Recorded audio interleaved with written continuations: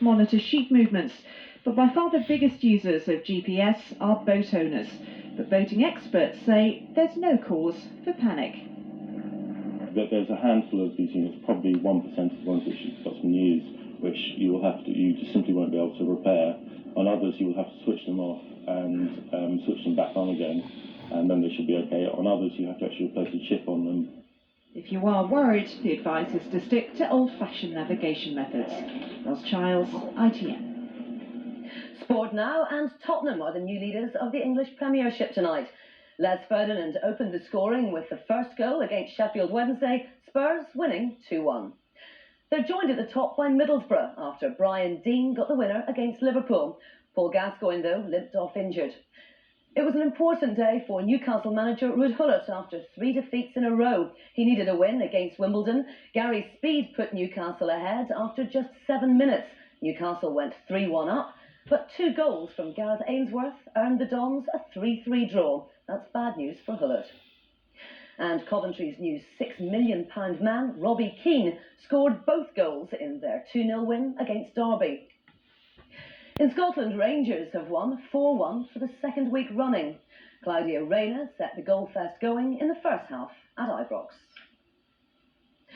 Cricket, and England had a memorable day against New Zealand in the 4th test at the Oval. They were dismissed for 153 before the bowlers produced a remarkable fight back. At one stage, the tourists were just 39 for 6. Peter Staunton watched the action. Test cricket at its absolute best. On a day that had everything, England's bowlers, led by new boy Ed Giddins, tore into the New Zealand batsman, ably assisted by old boy Andy Caddick. Between them, they reduced the tourists to 79 for 7, which is when New Zealand's Chris Cairns staged his one-man salvage operation, smashing his way to 80 and destroying Phil Tufnell's bowling on the way. It was going to take something special to stop the charging Cairns. Alan Mullally was the man who refused to back down. Now England were daring to dream what was unthinkable yesterday. Captain Hussein's early exit dented their confidence somewhat. But by the end, Mike Atherton was looking back to his imperious best. The battle lines are drawn between him and Cairns. England need 155 with 8 wickets left. Peter Staunton, ITN Sport. Rugby, and Lawrence Dallaglio returned to English rugby tonight for the first time since he became embroiled in allegations about drugs. He's playing in the test against America at Twickenham. Dallaglio was quickly in the thick of the action here, bursting through the centre. Play is still going on, but you can see highlights on ITV tonight at 11:35.